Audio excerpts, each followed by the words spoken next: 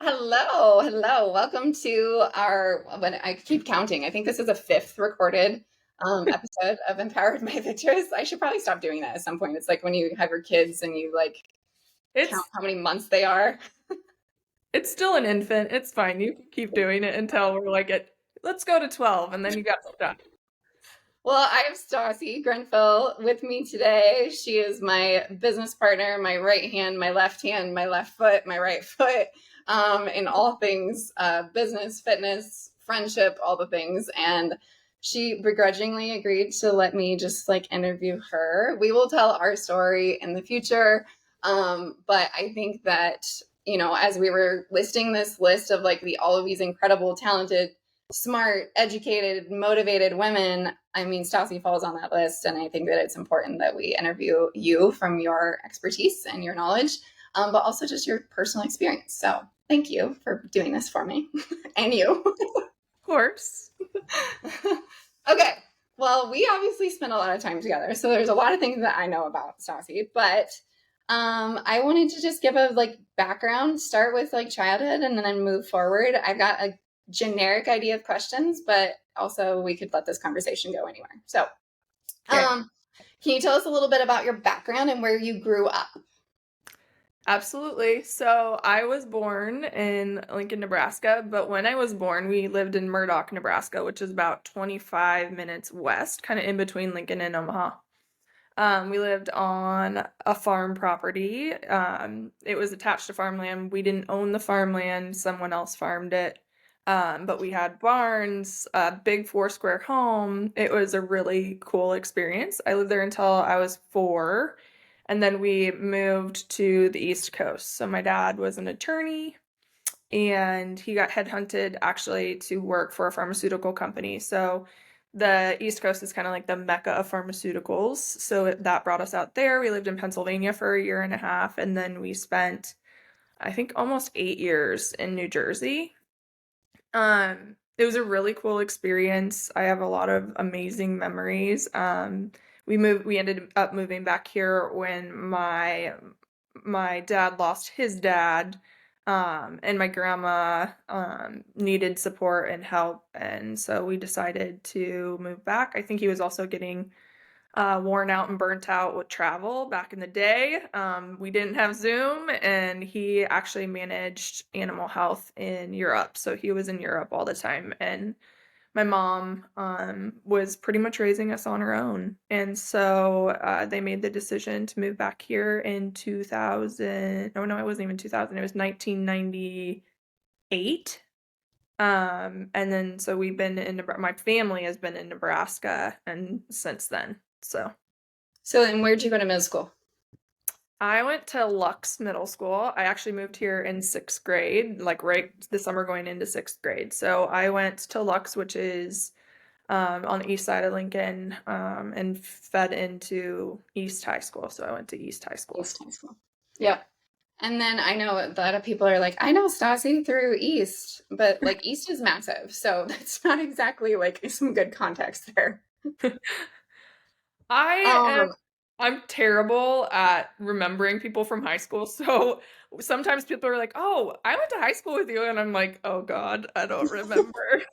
Because I mean, I had like 450 people in my class, and then there were people in other classes that will say that they remembered me, and I'm like, oh crap, like faces and names are not good for me. So yeah, don't remember much it's at all. huge. I mean, I didn't even go to school with that many people in my entire school. Like I think in my entire school it was like 150 people in my entire like high school.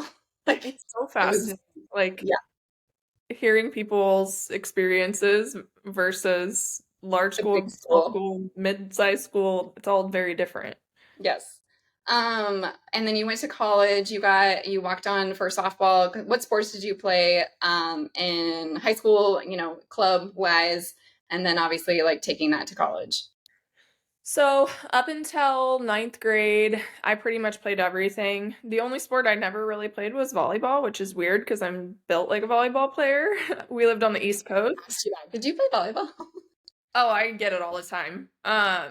I never played rec, never played the YMCA. I literally have never played that sport. But When we lived on the East Coast, baseball and softball were my big two sports, and then I ran cross country and track. I ran AAU track when we lived on the East Coast, and then so when we moved here, I started playing club softball, and soccer. I played a lot of soccer. So I played soccer all the way until I went to high school and I had to choose because softball and soccer were the same season.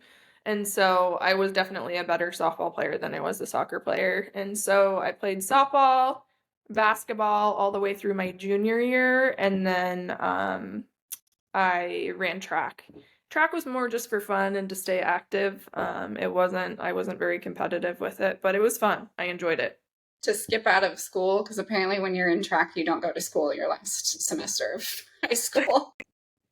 Pretty much. I mean, lots of meets, but if I'm being completely honest, I always did the events that were like quick, easy in and out, and I didn't stay the whole time. So, yeah, and then I couldn't do varsity meets like later my junior and senior year because some of them were on the weekends Mm. and Fridays. And so like with softball, you travel Friday through Sunday, and so I couldn't really do both. So I actually, even in my junior and senior year, just did JV. They allowed me to just do JV meets. Oh, that's So nice. yeah, it was really That's nice. awesome. Yep. Yeah, I think Cohen participates in track more to just like socialize for every day Oh than yeah, anything. that's a huge part of it. Like that Mhm. it's fun. I have really good memories from track just from a social aspect. Yeah, we never had that at my school growing up. But I can imagine. I mean, he's there essentially all day long. So, um, what were some key influences in your, or who I should say, and maybe what, key influences in your childhood? Pre going obviously to college in Florida for softball. Who or what were some like key influence on you? Um, my dad was a huge influence on me, from like a work ethic and just like following your dreams and sticking to things and not quitting. My dad definitely instilled a lot of those values in me.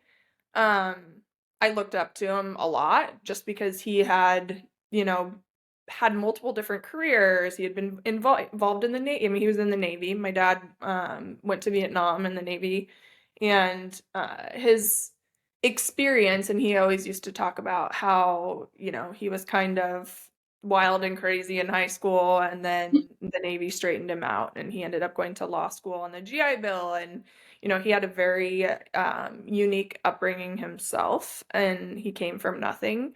And so to see my dad go through all of that and like hear his stories, really, I feel like empowered me to want to do something with myself as well. Um, I was also very inspired by the strong women in my life. My grandma, my mom, my aunts, is all on my mom's side specifically, were incredibly strong-willed and very, very much knew what they wanted. My mom and my aunt were both educators. They both have multiple degrees. They really put an effort into um, helping others and furthering their career or furthering their education to provide for their families and like have a long lasting career in education. And it's pretty admirable. Yeah, yeah. And still while keeping down the fort at home, right? Yeah. Like doing Yep. both. Balancing both for sure. My mom did not work when we were in New Jersey. And she took on so much of the child rearing and taking care of us. And I know that that was incredibly difficult for her just because she didn't know anyone there. And when we very first moved there, I do believe she struggled a little bit to connect with people. And so when we ended up moving back, she was the one that didn't want to go because she had finally got her footing. Mm. And I think that it was really difficult for her, like seeing all of us have really close friends, and she's finally like getting her groove. And we made the decision to move back, and she actually went back to work pretty much right away. She subbed, I think, for a couple years and then went back to work. But when my dad was working overseas, she could not work. So I know that she put a lot on the back burner to be able to sacrifice for my dad, and then also for us so that she was able to be home with us. Because you're one of four. Yeah, I have three brothers. Tony was born in, I'm not going to give ages because I don't even know. Tony was born in No 81. pressure. I know. Tony was born in 81. Nick was born in 84. I was born in 86. And Ben was born in 1990. So I have three brothers and I'm the middle young. So Yeah. And all of them are just like fantastic humans. I they appreciate are. all of their strong influences. Your parents had strong influence, I feel like, on all four of you. And honestly, like back to your question, they've had a strong influence on me too. Mhm. Tony, I looked up to him so much growing up. Nick was kind of a shithead, but I do look up to him now. We're much closer as adults than we were growing up. We're only 22 months apart, so we were kind of like Yeah. the sibling rivalry, competitive, and we're both pretty competitive too. So me probably more so than him. And my Nick is very like innately smart, book smart, and so I wanted that, and I always had to just work a little bit harder with school than he did. Not that I had to work that hard, but he just is like crazy smart. So, but then Tony, he's just a great human being and he works his butt off too. I would say all three of us have a pretty instinctual hard work ethic. Hmm. Absolutely. Absolutely. Um, what propelled you to pursue your current career slash passion? I feel like obviously you have like a dual career path and have had a lot of different career paths that I know of. But what like influenced you or and motivated you to really get into like the business coaching side of things and like business acumen and obviously like women in business and all of those things being like a huge part of what you do now. Yeah, so that's a great question because if you would have asked me that question or if I was going to be doing that when I was in college, I probably would have been like, yeah, right. I did get a degree in Same. marketing, but looking back, like in retrospect, I mean, the writing kind of was on the wall in terms of what I was good at and what I was interested in terms of the classes that I was taking. My entrepreneurship class was by far my favorite class. They essentially had you create a business and write the business plan, put together the financials, start to finish. And that was pretty much the class. The entire semester, that's basically what you did. Um, Going through that process, and I could probably speak about this business that I created, Mhm. till I'm blue in the face just because I got so passionate about it because it was what I was working with every single day. Um, it was very interesting. And so that I feel like ignited a little bit in me like, oh, I really like this business piece. How can I get involved in that way? Well, I lived in Florida in 2008, and that's when the recession hit, and that's the year I graduated. So I ended up actually not playing softball my senior year, and I started applying for jobs really, really early because there just really wasn't a whole lot of opportunity during that year. A lot of businesses were not hiring. And so I ended up getting hired by Enterprise Rent-A-Car. They hire student athletes. They very heavily hire student athletes, type A personalities, people that are used to being a student athlete. It takes a lot of time management, and you're like pretty much on all the time. And so they knew that and they went after people like that. So I got a job with Enterprise. I moved up very quickly with the company. And then I kind of moved all over the country with Enterprise, opening different tri-brand locations, which Enterprise acquired National and Alamo back in, I think, 2008 or 2009. And Tampa was one of the first markets that went through that experience. And I was there working at that airport when that happened. So I had a very unique experience that I brought back to the Midwest when I transferred here. And so the company just kind of used me to their advantage and moved me around to all the different airports, like implementing. So in terms of your question, I got very passionate about business and consulting going through that experience. So, if you know much about enterprise, everyone starts at the same exact level as a management trainee, and then they promote you up through the system based on performance. And then you're essentially managing multi-unit areas, territories, multiple airports, multiple brands, so there's a lot that goes into it, and a lot of it is consulting. So like you're basically consulting other managers how to run and function and implement within their smaller units, or whether it's like a branch or an airport or whatever. So I got a very well-versed experience working for them. I met my husband when I was working in Des Moines, and he lived in Lincoln, and I just got kind of sick, kind of like my dad. I got kind of sick of moving around, and I had prioritized just my career for so long and not my personal life, and I fell in love with Aaron, and I just wanted to take a moment in my life to just focus on my own personal growth outside of my career. So I moved back, and then I did start consulting for a firm here in Lincoln, and that's when I just kind of fell in love with the idea of consulting. Not being responsible, like fully responsible for the business, but helping and guiding others and just seeing them succeed and having the satisfaction of, hey, I was able to help that person realize their dreams. Yeah, yeah, and obviously you've continued to be successful with that.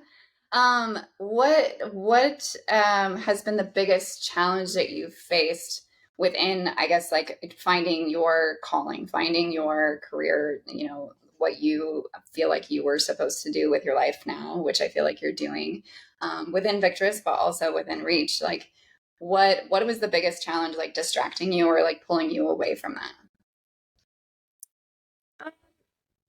I think the hardest part for me was I am very, very loyal. And going through that experience with Enterprise, I didn't want to quit. Mm-hmm. I felt like if I left, I was Mm-hmm. quitting and I was giving up. And I was unable to recognize how much I had gained from that experience. Um, and it took me a long time to really recognize that, like, it that had a term, right? Like there was an end to that, and that was okay. Like it didn't have to go on forever. But I think my loyalty to the brand and my loyalty to really the people that I worked with, um, that was really hard to give up. And I think that I don't want to say that it held me back. It didn't hold me back necessarily, but it blinded me from the opportunities that I had outside of that organization and what I could have done on my own. Yeah, yeah, I love that. Obviously, like most people know, and they'll know more. You and I founded VICTRESS in 2019, March of 2019, and you have functioned as like CEO of VICTRESS Lincoln, but also now of VICTRESS Movement. Now that we're transferring into the franchise space, and I feel like there was a time, when we first started opening Victress, that you were really struggling with the balance of motherhood and, yeah, wanting to lean more into your career and wanting to, you missed Reach. I could tell like it was a huge part of like what something that you were missing a lot of. But you were definitely, you had Emmerich at home. Ronan was like very fresh out of the oven.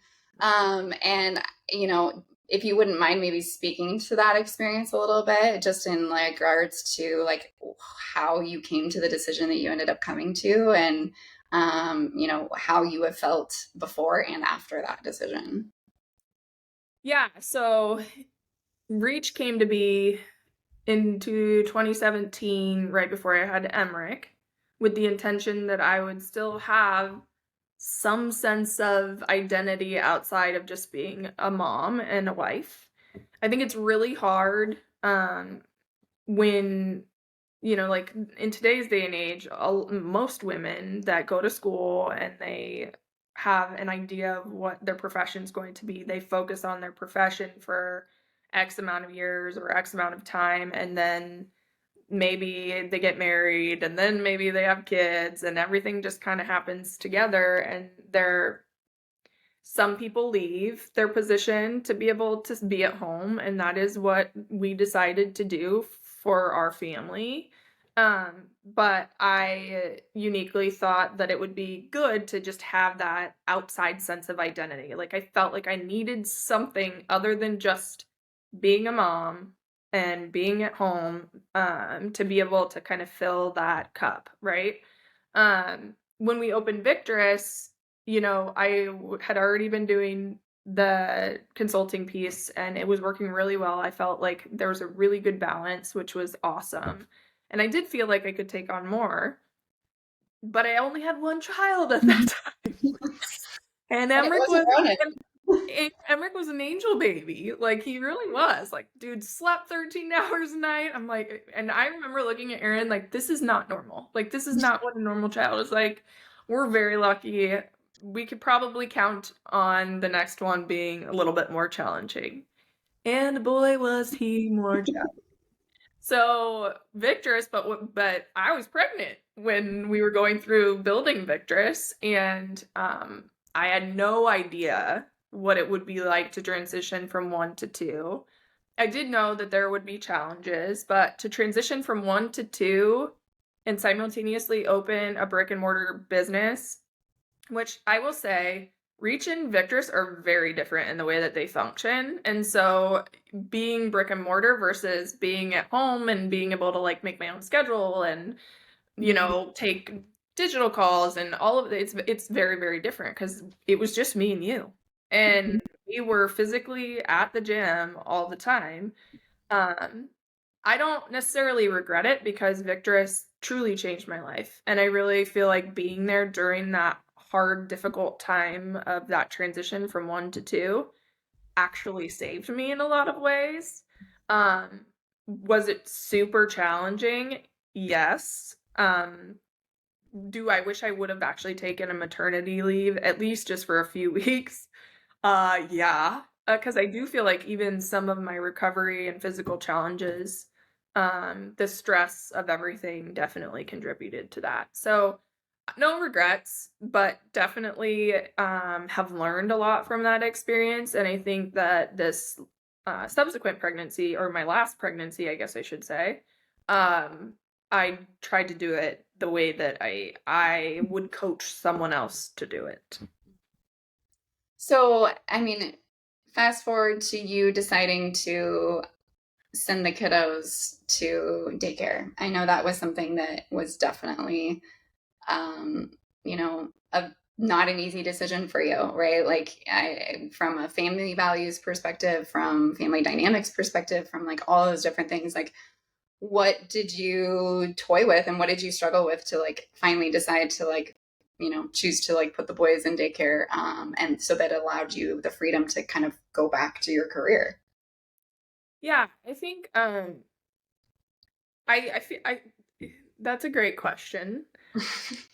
I think that I get misunderstood a lot of times because I think people think that my career comes first, and I'm even family members will mm, will insinuate that that is the case. Just trying to step lightly here. And that's not like my kids, and you know that, you work with me. My children and my family come before anything else. And that boundary is hard and it is steadfast. Like, that does not waver. My family, well, family in general is my number one value. It always will be. It's why I do what I do. It's all, I mean, like, I'm sorry. No, you're good. I'm We pushing talk about our why a lot. My you. kids are my why. And I am instilling in them hard work. I'm instilling in them to do what they're passionate about and follow what makes a difference in the world. And um, sending them to school, it was just like I got to the point where like I had done my job. Like I was there with them and I was able to balance it for a really long time very well. Um, but I got to the point where they needed more. They needed more support. They needed to learn. They needed socialization. There are so many positive things to going to daycare. Um, and we found CVM through Nikki Stubendek and Lauren Burrows, and it was just truly the best place for my kids. I met with Anne, and I just knew like immediately. Like I was toying around with sending them part time, and Nikki was like, "Well, they do part time."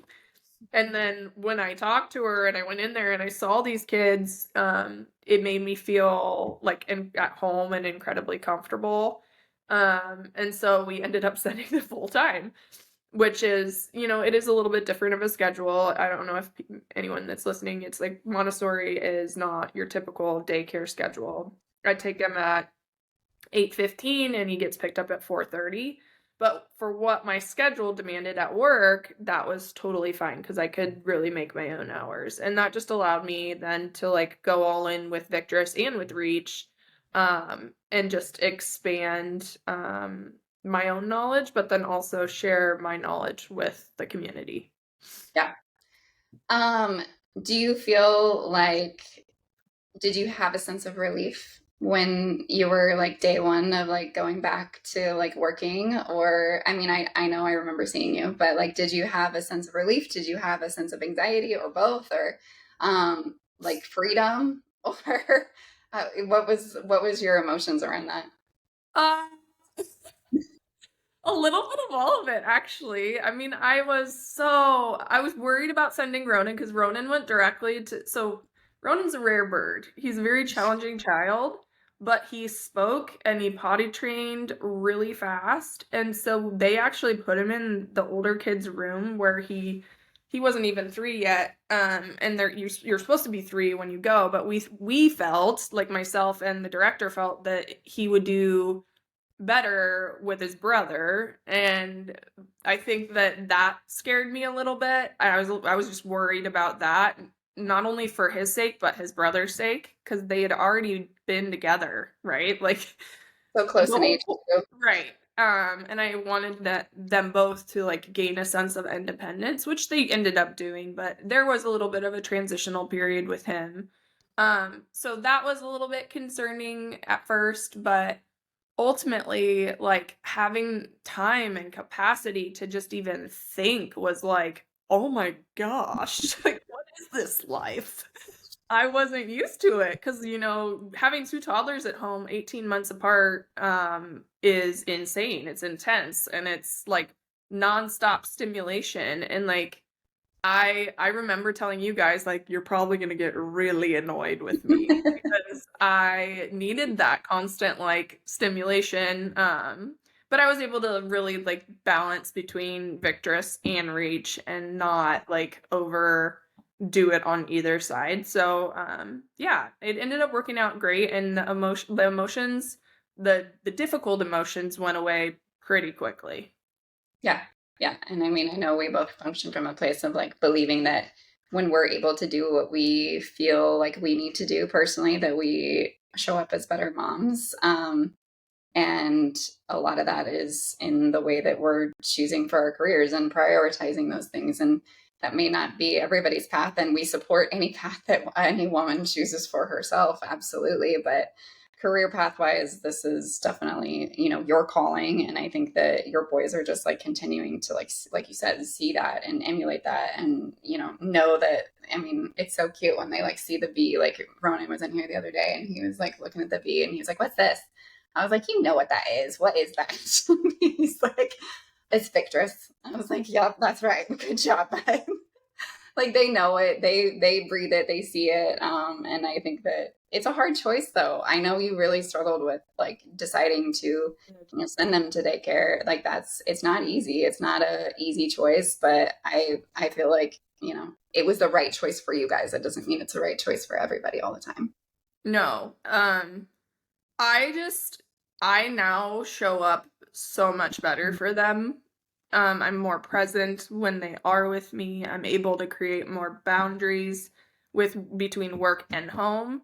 I think that was the hardest part when they were home is that like everything was done together, right? Like everything was meshed together all the time. And in order to get my work done, I was working in 15 to 20-minute increments, and it was just a constant like bouncing and balancing between both. Now there's a hard, steadfast line, right? Like I take them, I drop them off, I work, work, work, work, work. I go pick them up, and then for the most part, I do a pretty good job now of like keeping that boundary and just being done. Um, that but they like that what I want to touch on really with the daycare piece is how much they grew.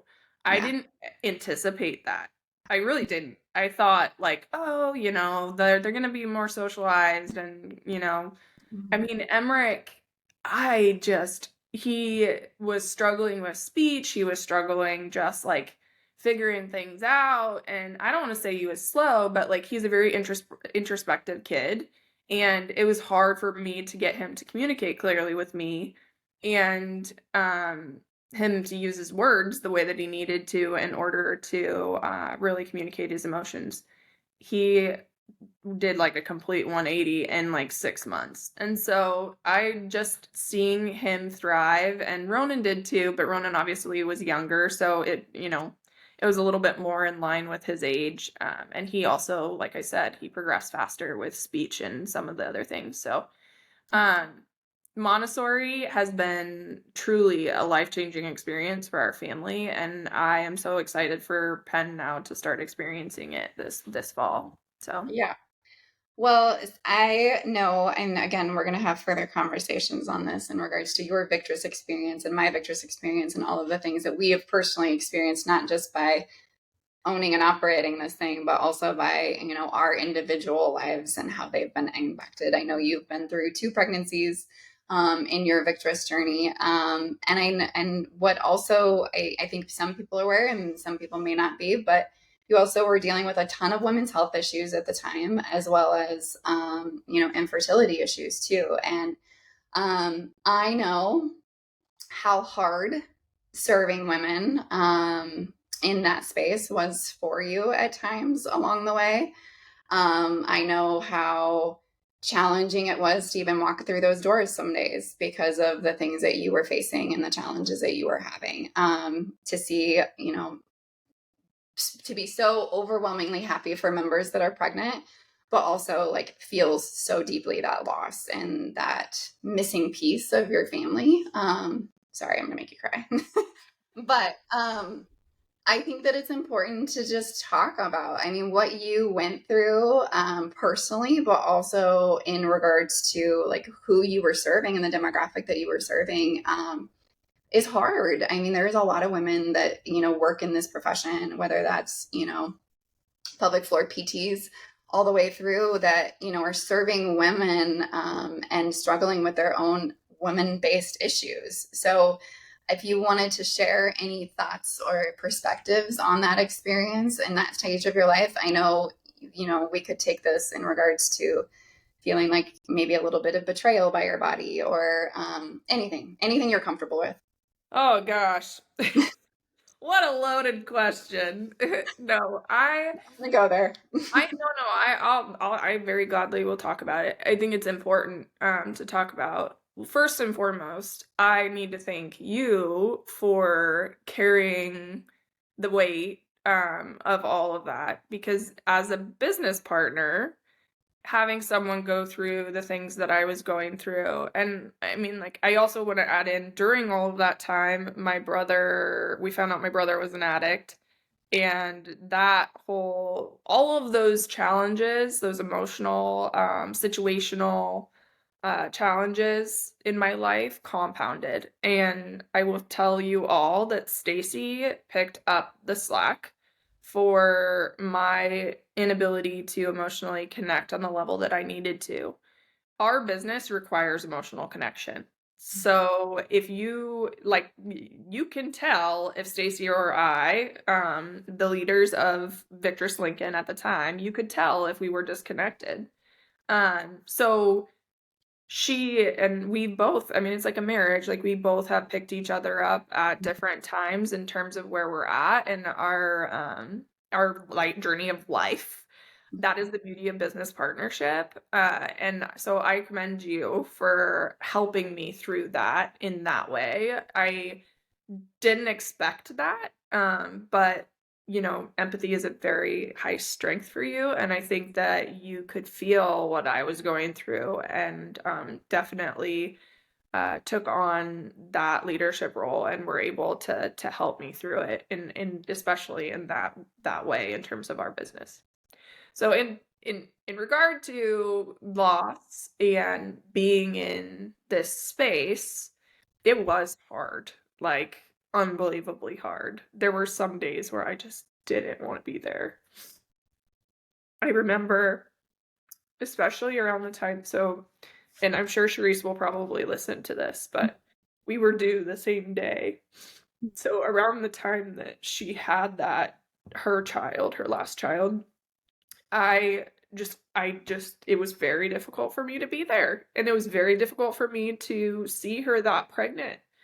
Uh, I avoided it. Not that I would ever avoid her as a human being.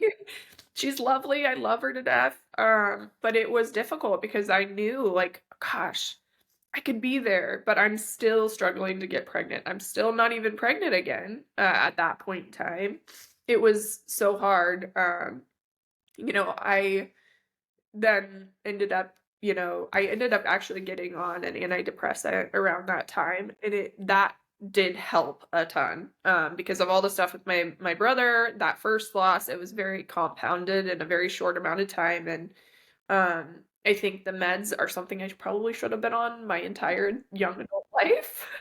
I'm a much better human being now that I have evened out from that. Um, but then, I mean, that journey didn't end there. So, I mean, like going and having that ectopic and having to terminate my ectopic, and, I grew up Catholic, so um, just even going through that process, like there was a lot of sense of guilt that was involved with that. And, there's so many different components. It's a very complex issue and situation. And then deciding then after all of that to go through IVF. So, I mean, there was a lot of emotion. There was a lot of high risk involved in all of that. Leading up to the birth of Penn, honestly, like it was a very extended period of time. It was like 2.5 years of just shit. Uh, and I will tell you though it's difficult to step into VICTRESS, if it weren't for the VICTRESS people and the women in my life from this experience, I don't think I would have got through it. And we're going to do another episode on loss specifically, but like, you talk about your why and like the community and the rallying and the support, and like, I mean, I'll never forget some of the things that Carrie Donnell said to me when I went through that experience. And those, just even the smallest things that people say or do, like, people care. And there are such good humans in this world. And to have them all choose VICTRESS is like it's an empowering and incredibly invaluable thing, like to be surrounded by such wonderful, beautiful people. Um, and that's what VICTRESS is truly about, is all of that. So sorry to get super. You got me too. I'm I'm bleeding, so that's how that goes. We have high emotions right now. It's fine. Yeah, yeah. No, and I think I know you're right. I mean, I saw it, and I was very intentional about making sure that like I did not force the space on you, because ultimately like you and I both 100% feel like this needs to be a safe space, and it may not be the right time for everybody. It may not feel safe for everybody at different stages of life. And, we do as best we can to minimize triggers and minimize situations. But when you serve humans, it is all encompassing, and there is so much to it. And, you know, your experience isn't going to be the same as another member's experience and vice versa. And I think that people like see it as like, this beacon, but that doesn't always mean that it's always easy to like walk into those places or feel, safe, even though it is safe, right? Like it was completely safe for you to be there, but that doesn't mean inside that it felt okay. And you're the owner, like, and I think that it's important to speak to in that way. Like this is an all encompassing, environment, where we're like holding space in so many different ways and so many different paths of life. But I agree. I mean, the community is incredible, and I think that, the way that they show up, in so many different ways over the last few years, we could probably do an entire episode just on like stories of like the way that women have done things, within the space. But I just wanted to push you a little bit there on that. Sorry. I think too, like the intrinsic value, like we always talk about VICTRESS being the vehicle to empower women and to help them find their strength and all of that. It really just isn't just lifting weights. Mm-hmm. And I think, like, yes, that is what we do, and it is incredibly important, and I'm very passionate about it. But I will say that, like, I didn't even have to be there. Like, I was going through all of this. I physically couldn't do some of those things during that time. And so to have that intrinsic value provided by this space. And it's not just the community at large, it's just the feeling, it's the aura, it's the essence of what we do. And I think that like even just providing resources like Bethany, like the work that she's done for me to heal myself, like there's just so much. I know Mm-hmm. there's so many different directions I could go with that. And I clearly am biased, but I think that like God knew that I was gonna go through this, but he also knew that I needed VICTRESS. And so yeah, I'm very passionate about it. Well, now we have little Penny Bear, and he Yeah, is just the best thing ever. he is. He was supposed to join us, that's for damn sure. Oh yeah. God also knew that I needed an easy baby. Yes, also that. Yeah. Well done. Well done, Penny Bear. Um, I know your core values, but what are like the core values, that you personally hold that are guiding your decisions? I know family being number one, but what are the other ones that really like, feel like home to you? Family, consistency, um, integrity, growth. I mean, Mm-hmm. those are really like my pillars. Mm-hmm. The growth is something I live for, and I will always continue pushing myself and those around me to be better. Mm-hmm. And I just yeah. But Yep. those, I mean, that's pretty much my foundation there. Yeah. How do you feel like if you have, people coming up, or women, I should say, entrepreneurs coming behind you, what's the biggest piece of advice that you're giving these women, specifically women business owners, in regards to whether that's making sure that they're staying true to their values, making sure, you could take that from a personal advice perspective, but also from like a business advice perspective. Like what are the key things that you're telling women specific business owners, in regards to like how to follow in your footsteps of success? I think number one, make sure that you have a network of other women that are experiencing the same things that you are. Not to say that men or male entrepreneurs don't see the same challenges, because they do within the business, but the challenges of balancing motherhood and being an entrepreneur are immensely challenging.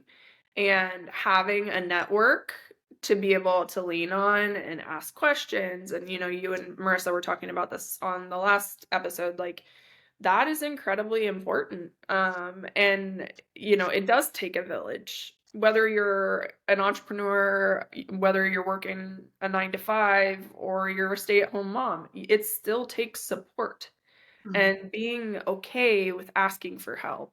So asking for help would be number one. And then I would say another big piece to that is um,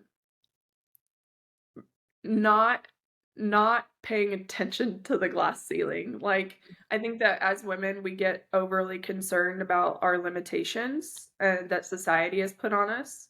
Mhm. But I think that, like, are we, going uphill? Absolutely. But I personally feel like I have gained so much by just disregarding that and putting my head down and work. Um, that would be a very strong piece of advice I would give other women. Like, don't completely ignore the fact that you're a minority in, the world that you're living in entrepreneurship, but um just do the damn job and put your heart, your soul, and your effort towards your why and put the right people in the right places. Like, again, back to the support piece, like if you have a good team and you're finding joy in what you're doing day in and day out, hire everything else. I think that that's also another really important piece. Absolutely. Absolutely. What do you feel like leadership wise have been your biggest lessons?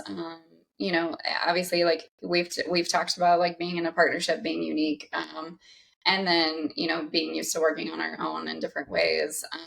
But also just from like a leadership perspective, like we have a team behind us now that you are in charge of leading, and you have a lot of leadership history within the enterprise as well. So what are your like little maybe three tidbits of leadership advice that you would also give that same woman?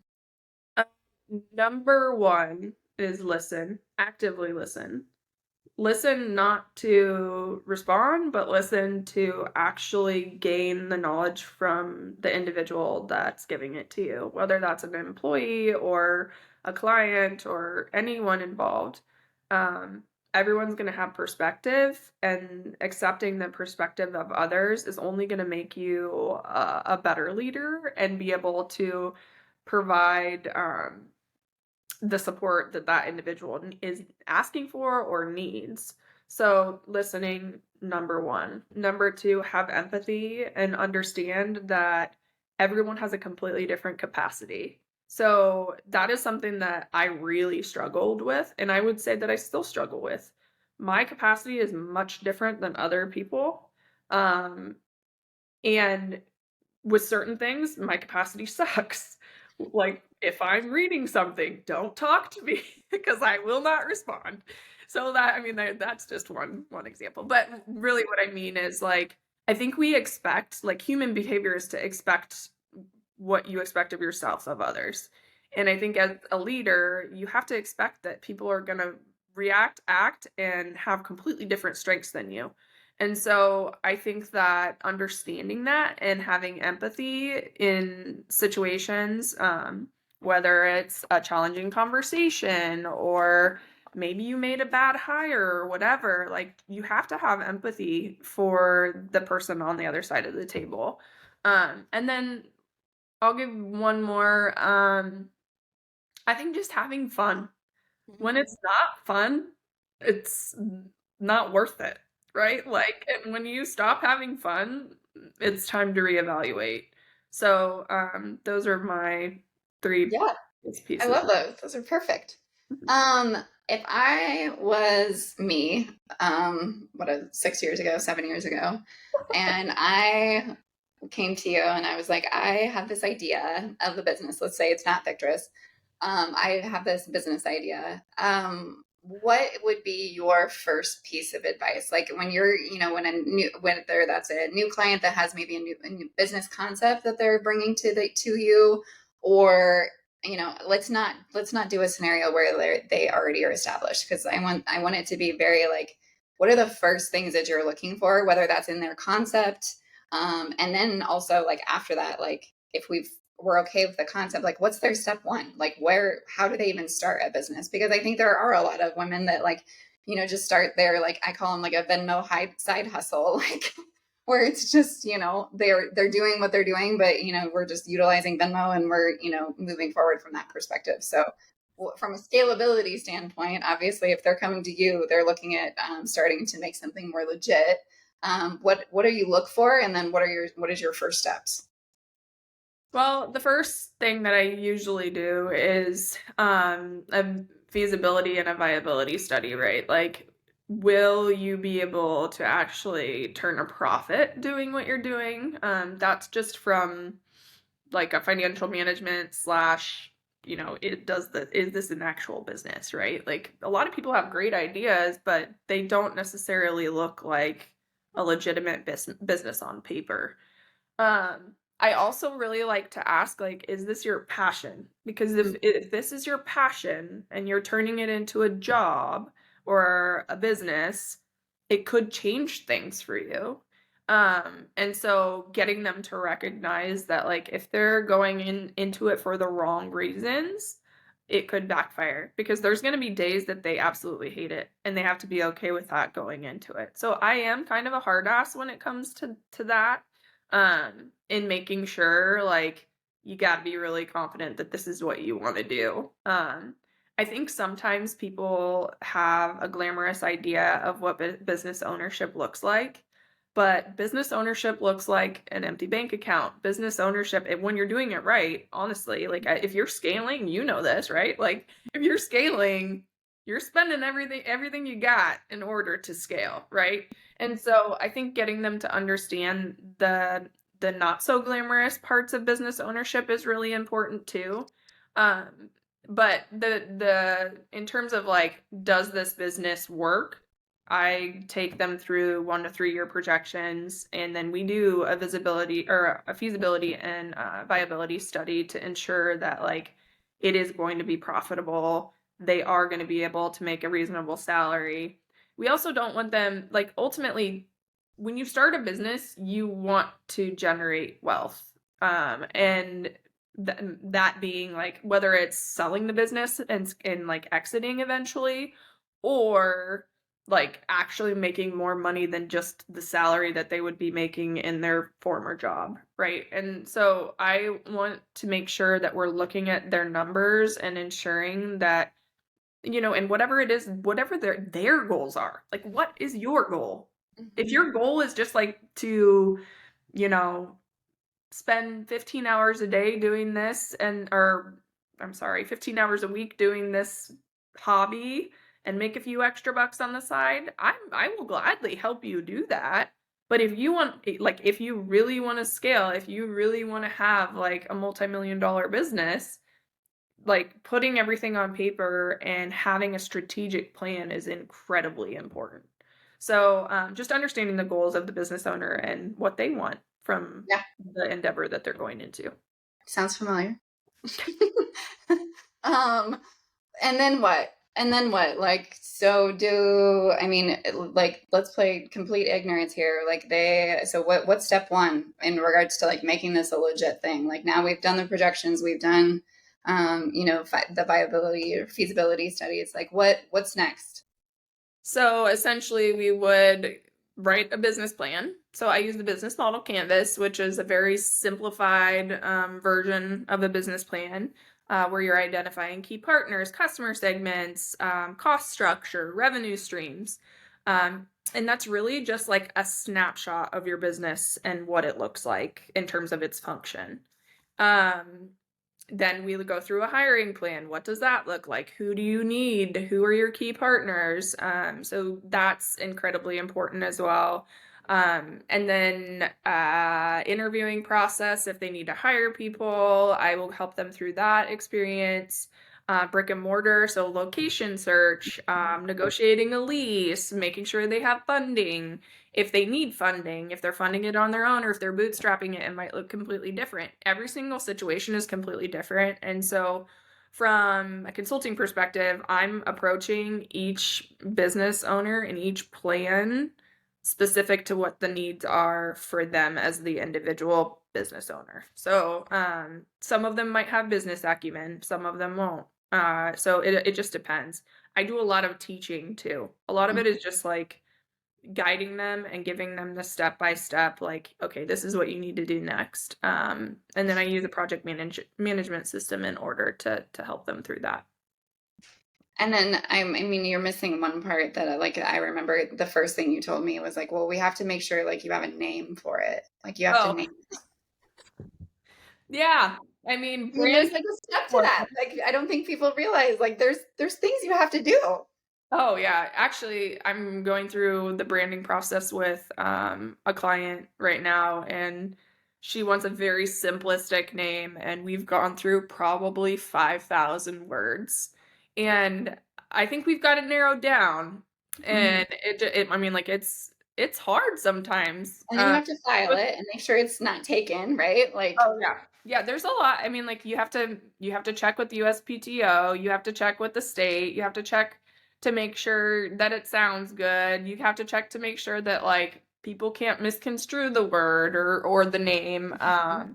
There's just so many different components to branding I'm that getting an LLC or getting yeah. whatever else, Yep. whatever other versions are out there. You Yep. know. Yep. So, I help with the legal, like getting them set up with legal representation to get their operating agreements written, registering with the state. The branding piece and marketing strategy I do help with, but that isn't necessarily like my strong suit. I love it and I love going through that process and providing feedback, but I have like a list of resources for like graphic design and then branding that I send people the client to, and then they can work with someone else or they can come up with on their own. When you talked about passion being, something that they might see things differently, I know you and I have conversations around coaches that we hire that are members and that are wanting to come into the coaching space. And that's definitely a conversation that we have with them just in regards to like, it's not that they won't be as fulfilled. It's just it's a different type of fulfillment. You're seeing things from a different perspective. You're gaining fulfillment by other people's success and other people's experiences in this space. But in regards to business ownership, have you ever really met anybody that isn't just super passionate about their small business? I mean, how do you separate the two in a way that like, emotionally and mentally and physically like can be sustainable for people? Yeah, I have. And if I'm being honest, there are a lot of people that go into business ownership because they think the grass is greener on the other side and they don't really realize how much work it is.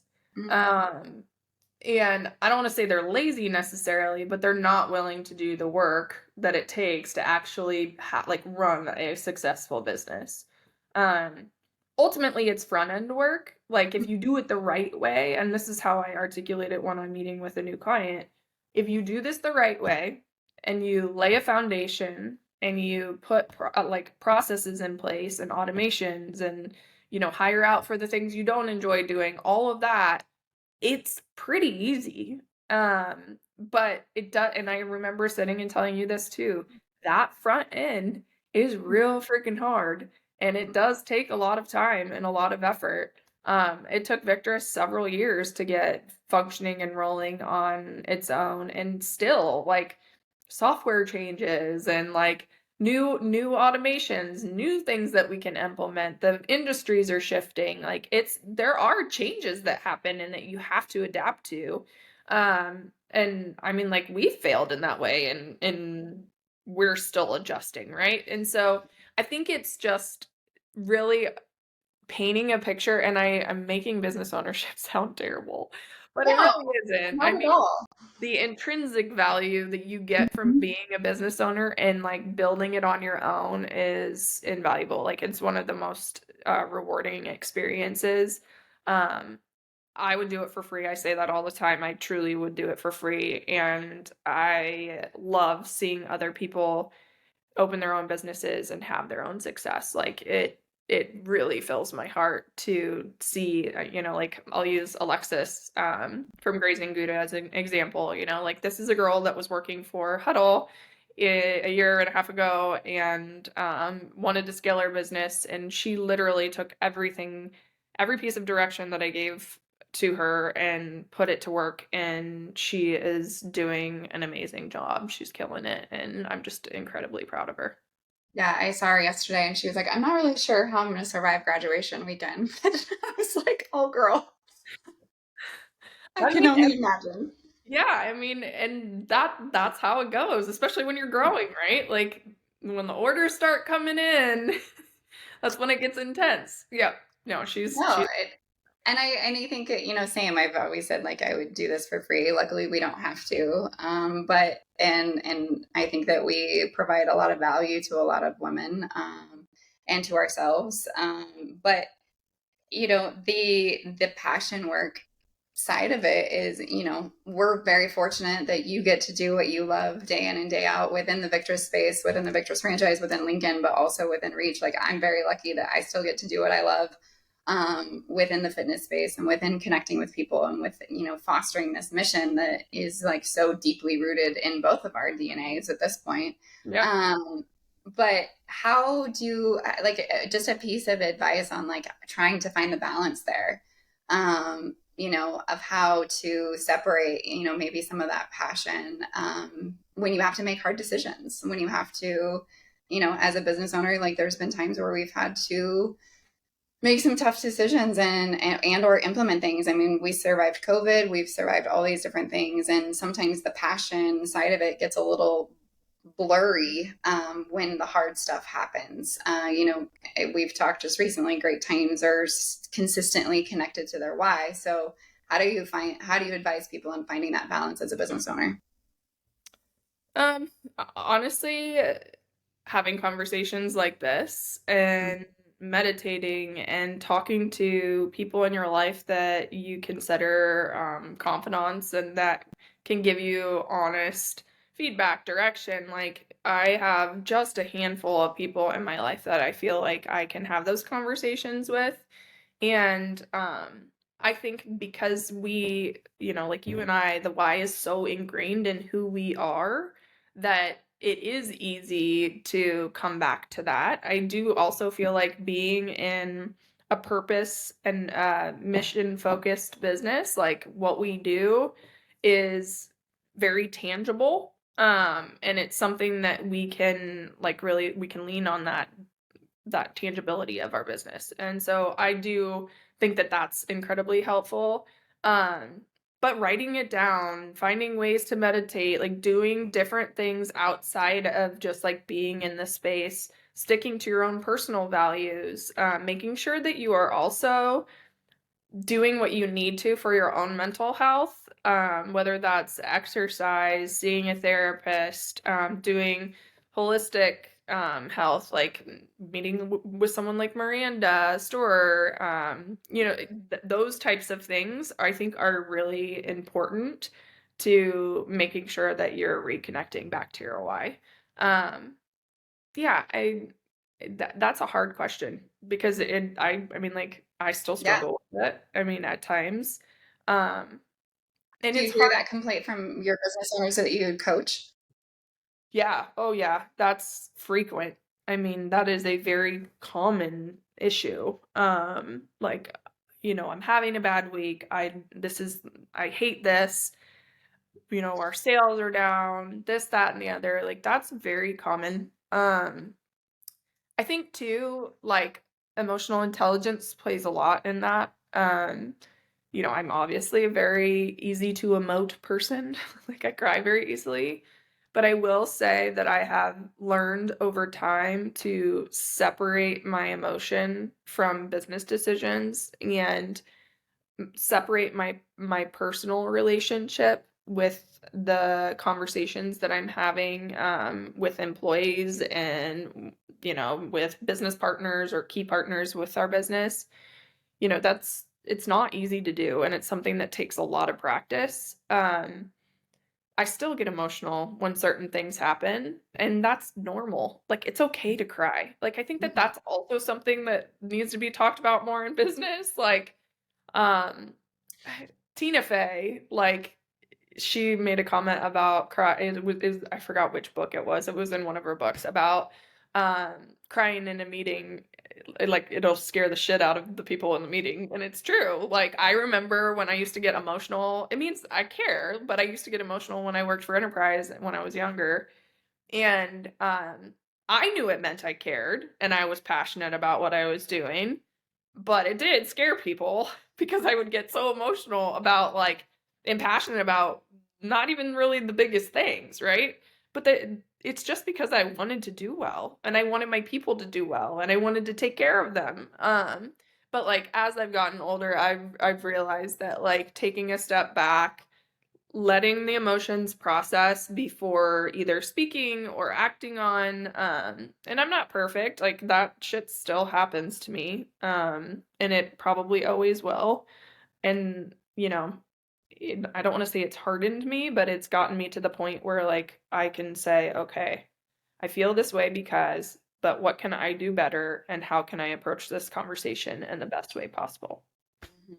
Love it. In closing, what is do you feel the best perk or, um, yeah, I would say perk or result of being a business owner? I think that's kind of a multifaceted answer. I think first and foremost, just the gratification of like saying like I built this from scratch with you, and like we, and same with Reach, like I was able to do this on my own, and I didn't need anybody's help. I mean, yes, I had to lean on a lot of shoulders in terms of like support people, but like to actually take the risk to do it, I was able to do it on my own. But I mean, ultimately, like the biggest perk is getting to connect with so many other business owners and so many other people that are doing the same things, and like establishing those relationships. Yeah, I mean, like I would not want to do this alone. Like, yes, it is like a personal gratification, but like I don't think I could do it without the community at large. And I think that, obviously you need consumers to be able to have a business. And so I'm incredibly grateful to be able to impact others, and have a greater impact on like our local community, and then hopefully uh, the rest of the world. Fingers Fingers crossed. crossed. Yeah. No pressure. No, I agree. I would say for me, like business ownership has brought a sense of autonomy and ownership in a way that I've never experienced before. Like I would say next to like, obviously my kids belong to me. Um, but like next to that, like this is like the other thing that like is mine in the world, that I identify with in the world. And that is, it does bring a certain sense of just like autonomy and like who you are and grounded in like what you're capable of.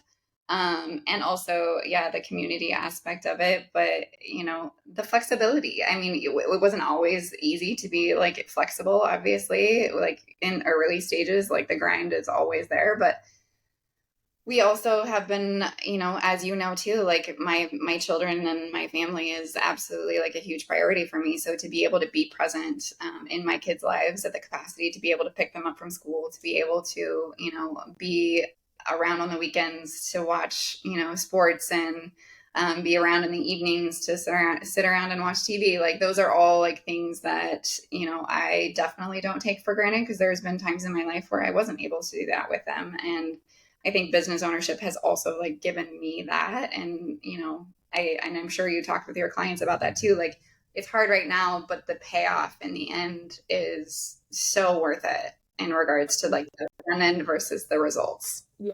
I talk about that with every single one of my clients, and I remind them of that too when it gets sticky. Or if they're not willing to put the work in. Like you're not gonna get to here if you don't do X, Y, and Z. And that's it's difficult when you're in the weeds to recognize that, but it is so rewarding. The flexibility piece is like it's huge, especially as a mom. Yeah. Yeah. Well, thank you for hanging out with me in our office and in your office for an hour or whatever we just spent. You truly are like an extremely, extremely smart and talented and successful individual in my life. Beyond just like the personal, obviously, love that I have for you. And I look to you for so many different examples and advice over the years. And I know that there are a lot of women that are going to listen to this that are also looking to you, whether that's experiencing loss, navigating motherhood and business, and work life, but also starting their own side hustle. So you just bring so many different perspectives. So I appreciate you being willing to let me talk about you for an hour. That feeling is mutual, and I get to do this now too for you. I cannot wait. No, I'm going to avoid that one. All right. All Well, right. thanks. We'll talk soon. All right. Bye. Bye.